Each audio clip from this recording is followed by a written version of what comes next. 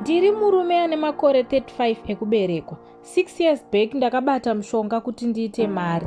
Ndakaenda kuBeira neimwe shamwari yangu kunova ndiko kwatakanopiwa mushonga. Inini mhiko yangu yakanga iri yekugara ndine musuva wesadza muhomwe pese pandinenge ndiri. Pese pandinomuka makuseni ndaifanirwa kubika sadza. Musuva wokupedzisira ndoisa muhomwe. Manheru ndichidzoka kumba ndaifanirwa kuti pandinenge ndakudya ndo musuwa wandinotanga kuseva ndodya. Ndokuita mari kwandainge ndichiita uku.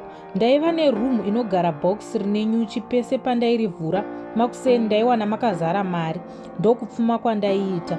Dambudziko rakazoitika nderekuti ndakazoenda kumusha kwemukadzi tikanorara ikoko ndikazoshaya mukana wokuisa musuva wesadza muhomwe.